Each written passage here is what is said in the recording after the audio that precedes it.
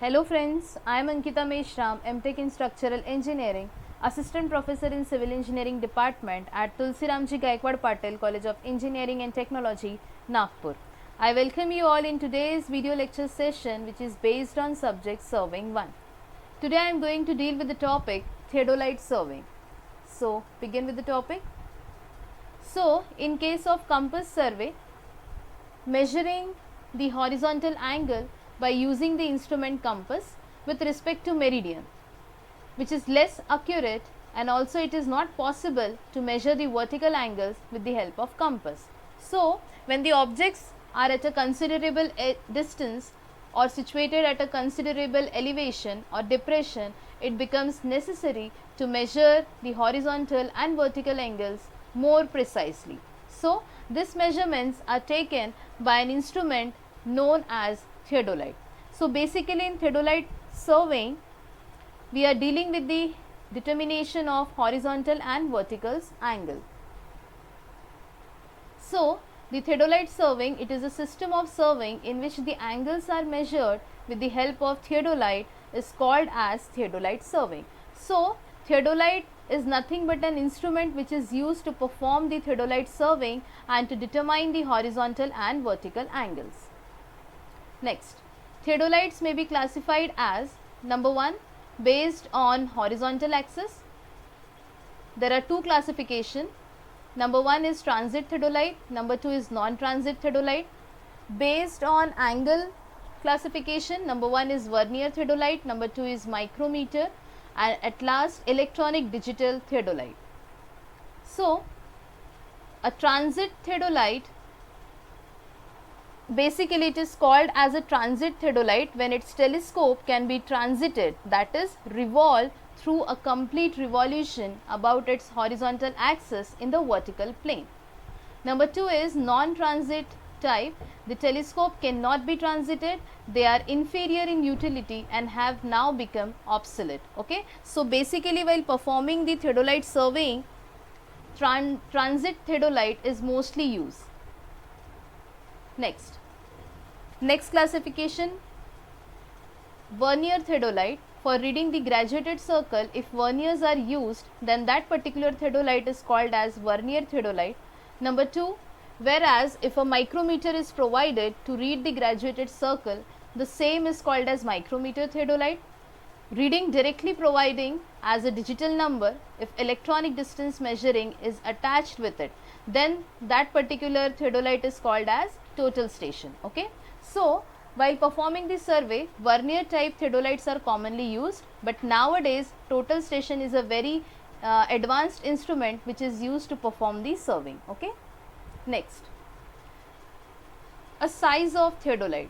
So, a theodolite is designated by a diameter of the graduated circle on the lower plate.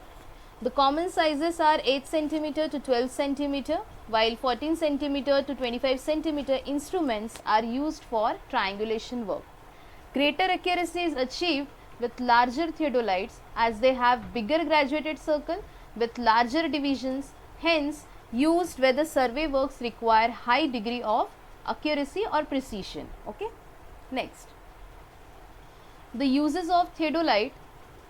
The theodolite is the most accurate surveying instrument mainly used for number 1, for measuring the horizontal and vertical angles, number 2, to locating a points on a line, number 3 is prolonging survey lines, number 4, finding the difference of level, that is difference in elevations. Next, for setting out the grades. Next one is for ranging the curves, and at last tachometric surveying. Okay? So, while performing the tachometric survey, theodolite is the instrument which is used. Okay? Next, this is the transit vernier theodolite, and this is the diagrammatic representation of transit theodolite, and the overall components is displaying over here. So, basically it consists of telescope, leveling head, foot screws, clamping screw, tangent screws. Okay? So, basically these are the overall components of theodolite. A telescope is there, an eyepiece is there, object glass is there, bubble tube is there for leveling, foot screw is there. There are 3 foot screw provided at the bottom for performing the leveling operation. The lower portion basically is called as leveling head. There are 2 plates provided in the transit theodolite. Number 1 is upper plate, number 2 is lower plate, over which the graduations were made. Okay. There is a bubble tube, there is a trivet, tripod head and tripod legs, over which the theodolite is set. Okay. So one by one we will discuss about the component parts. So basically a transit vernier theodolite essentially consists of the following main components. Number 1 is leveling head, number 2 lower circular plate, third one is upper plate, telescope, next is the vernier scale over which the graduations were made, number 6 is T-frame, number 7 plumb bob which is used for carried out the centering, 8th one is tripod stand, 9 foot screws, and at last there are clamping screws were there or tangent screws were there. Okay. So these are the basic main important components of theodolite.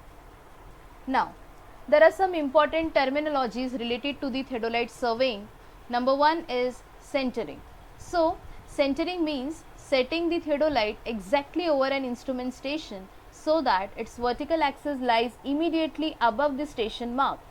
It can be done by means of plumb bob suspended from a small hook attached to the vertical axis of the theodolite. Number 2 is transiting. Transiting is also known as plunging or reversing. It is the process of turning the telescope about its horizontal axis through 180 degree in the vertical plane, thus bringing it upside down and making it point exactly in opposite direction. Okay. So next one is swinging the telescope. It means turning the telescope about its vertical axis in the horizontal plane. A swing is called right or left according as the telescope is rotated clockwise or counterclockwise. Next one is the face left.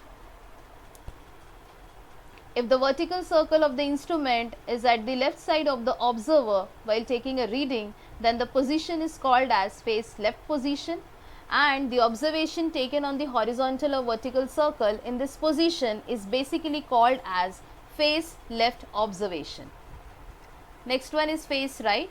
If the vertical circle of the instrument is on the right side of the observer while taking a reading, the position is called as face left, and the observation taken on the horizontal or vertical circle in this position, then it is called as face right observation. Next terminology is the changing face. It is the operation of bringing the vertical circle to the right of the observer if originally it is to the left, and vice versa. Okay. So it is done in 2 steps. Firstly, revolve the telescope through 180 degree in a vertical plane and then rotate it through 180 degree in the horizontal plane. That is, first you have to transit the telescope and then swing it through 180 degree. Next terminology is very important, that is line of collimation. So it is also known as line of sight. It is an imaginary line joining the intersection of cross hairs of the diaphragm to the optical center of the object glass and its continuation to the object. Okay. So basically a line of sight is perfectly horizontal in nature. Next terminology is axis of telescope. So it is also known as an imaginary line joining the optical center of the object glass to the center of the eyepiece. So as you all can see that an image is displaying over here. This particular axis is the axis of the telescope. Okay. Next terminology is axis of level tube. It is also called as bubble line. It is a straight line which is tangential to the longitudinal curve of the level tube at the center of the tube. It is horizontal when the bubble is in the center position. Next one is vertical axis. It is the axis about which the telescope can be rotated in the horizontal plane. Next one is horizontal axis. It is the axis about which the telescope can be rotated in the vertical plane. It is also called as the Trunnion axis. Next. So basically this is the diagrammatic representation of the vernier scale. There are 2 scales provided. Okay. Number 1 which is called as vernier scale and number 2 is called as main scale. So basically in main scale the graduations were marked in degree or minutes, or in 1 year scale the graduations, the readings were marked in minutes and seconds. Okay, so as you all can see that there is an index point. Okay, so this is the vernier scale marked in minutes and seconds. 20 seconds is the least count of theodolite, and the main scale marked in degrees and minutes, 20 minutes. Okay, so basically 20 second is the least count of theodolite, and this is the index mark, and this is the graduations marked on the circle, on a circular plate. Okay, next component, next topic is the adjustment of theodolite. So first of all you have to carry out temporary adjustment. The temporary adjustment are made at each setup of the instrument before we start taking observations with the instrument. There are 3 temporary adjustment you have to carry out. Number 1 is setting up and centering, number 2 leveling, and number 3 is elimination of parallax. So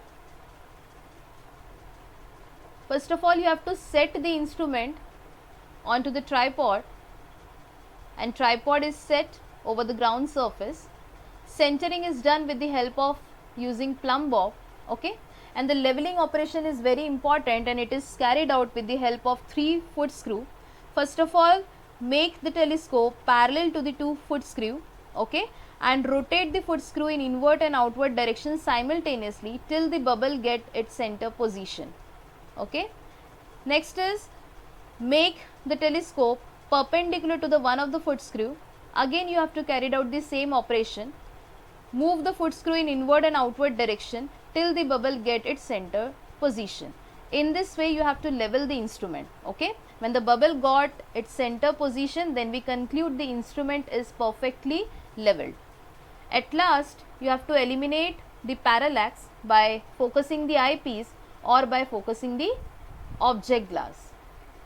Okay, till you get the clear and bright image of the object. Okay, and you have to focus the eyepiece till you get visibility of the crosshairs very clearly. Okay, next, now the measurement of horizontal angle with the help of theodolite, there are 3 methods. Number 1 is general method, number 2 repetition method, number 3 is reiteration method. So these are already explained in the practical video lecture session, that is how to determine the horizontal angles with the help of theodolite. So next one is measurement of vertical angles. A vertical angle is an angle between the inclined line of sight and the horizontal. It may be an angle of elevation or depression according as the object is above or below the horizontal plane. So these are the some diagrammatic representation of measuring the vertical angle with the help of theodolite. So see here, there is an angle AOB, there is a station point AOB, and you have to measure the angle AOB. So here in this case, an inclined line of sight, that is OA, and a horizontal line is O. Okay, you have to measure the angle between the inclined line of sight and horizontal. Similarly, measure the angle in between inclined line of sight OB and horizontal line, and by adding the alpha and beta you will get the whole angle, that is angle AOB. Similarly figure number B, you have to carry out the same thing, and similarly in figure number C, an angle is measured in below the earth's surface, angle is measured in downward direction, okay, below the horizontal plane.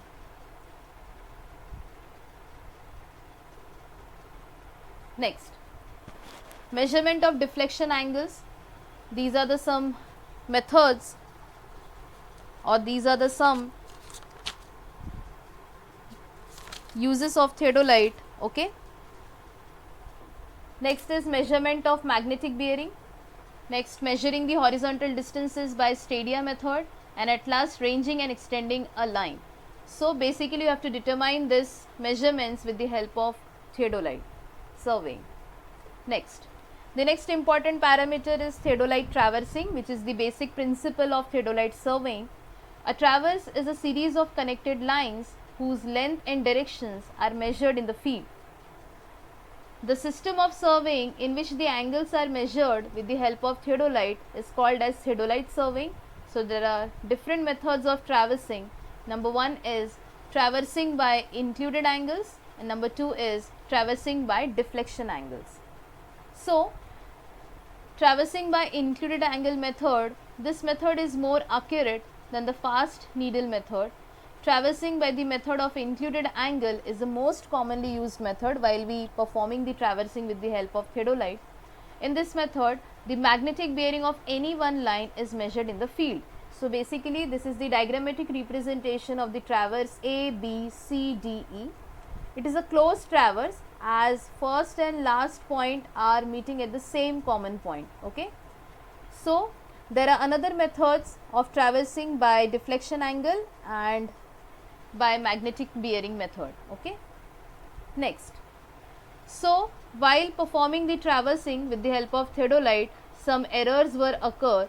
So there is a method to balance or to rectify that error. So the closing error, this method is more accurate than the fast needle method. Traversing by the method of included angle is the most of the condition of the closed traverse are not satisfied. There is an error of closure. Okay. So the distance by which a traverse fails to close is known as closing error or error of closure. Commonly used method, this is very commonly used method for rectifying the error. In this method, the magnetic bearing of any one line is measured in the field. So as you all can see that A dash is the error of that closure. Okay. Next important concept is the computation of latitude and departure.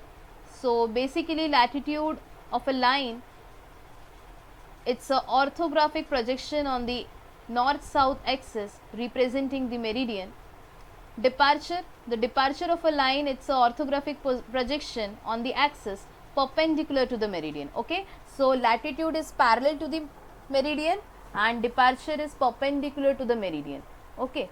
So the formula for calculating the latitude is L cos theta and for departure it is L sin theta. Theta is the inclination, theta is the angle, that is bearing. Okay. So northing latitude towards north, it will always positive in nature. Latitude towards south, it is negative in nature. Departure toward east is positive, departure towards west is negative. So these are the coordinates and these are the sign convention which you have to use while performing, while calculating the, while carried out the numericals. Okay. Next terminology or next concept is that balancing the traverse. A traverse is balanced by applying some corrections to the latitudes and departure. If there is an error occur, you have to apply some corrections to get the corrected readings. So this is called balancing a traverse. In case of closed traverse, the algebraic sum of all the latitudes and departure must be equal to 0. Okay. So the following are the common methods of adjusting a traverse or balancing the traverse.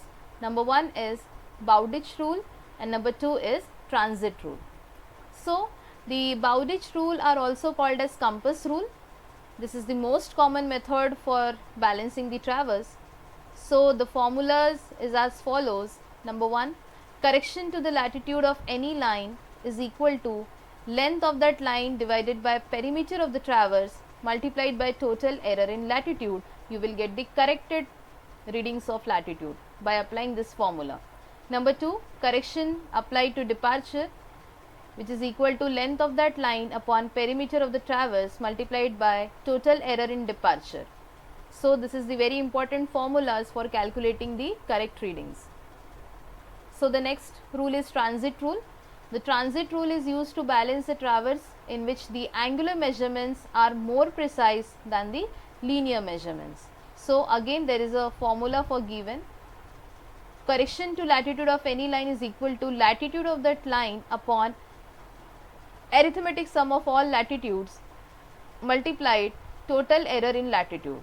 Similarly, for the correction to departure is equal to departure of that line divided by arithmetic sum of all departure into total area in departure. So, this is the overall concept of theodolite surveying. So, I will conclude my lecture here only. Thank you so much for attending it very patiently. Thank you.